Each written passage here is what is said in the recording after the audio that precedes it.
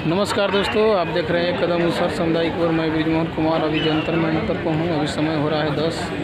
देखिए इधर मंत्री जी आ चुके हैं, पूर्व मुख्यमंत्री बिहार सरकार श्री जीतन मांझी जी और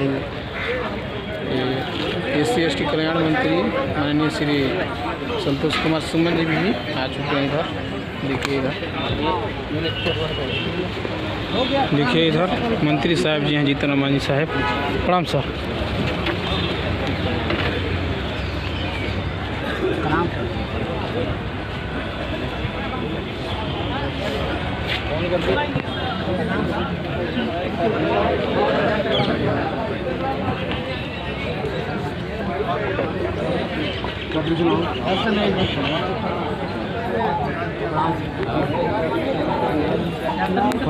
फोटो खींचा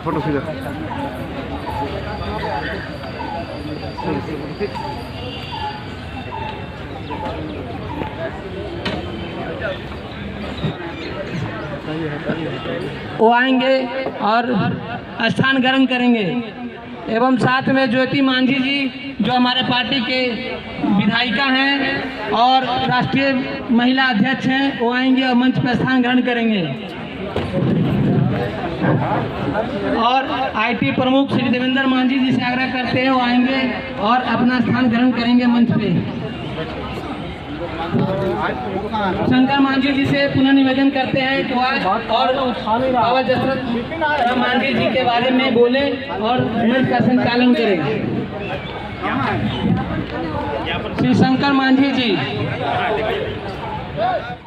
मीटिंग करने के बाद हजारों लोग पैदल आने के लिए यहाँ तैयार हुए और गहलोर में बड़ी मीटिंग हुई और तय हुआ वहाँ से 11 आदमी चले और रास्ता में आदमी जुटते गए।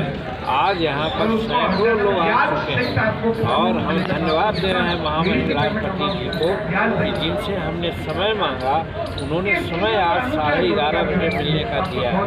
हमको 11 बजे तक और 5-7 आदमी को लेकर गौतम जी हैं और बगल में बैठे हैं भागीरथ मांझी जो स्वर्गीय दशरथ मांझी जी के पुत्र हैं। तो ये सबके साथ अभी महामहिम राष्ट्रपति जाएंगे, ज्ञापन सौंपेंगे कि आखिर दशरथ मांझी जी को क्यों नहीं भारत रत्न की उपाधि दी जा रही है, जबकि वो भारत रत्न के अलावे नोबेल पुरस्कार के लायक आदमी हैं।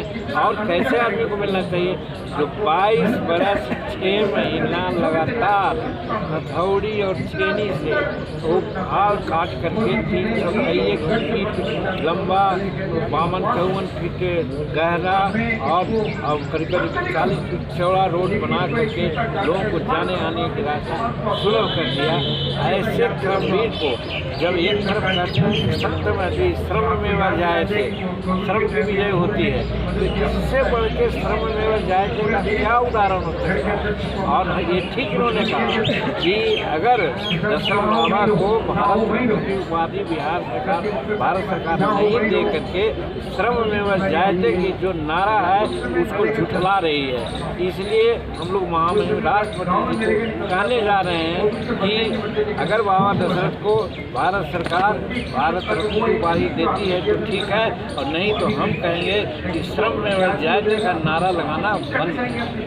बाबा दशरथ की बात होती है, आप उनके पुत्र कैसा अनुभव था, कभी किस तरह की सोच थी उनकी और कभी बात होती थी तो क्या कहते थे, कैसा संकल्प?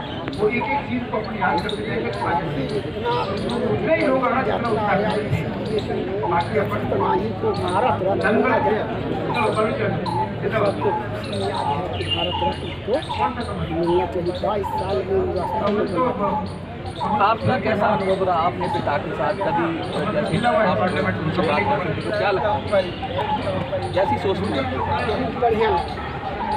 देखिए, ये इतना बात तो नहीं करते हैं, लेकिन मोटी बात तो ये समझ में आ रही है कि जो लोग सच में समाज के लिए आदर्श हैं और समाज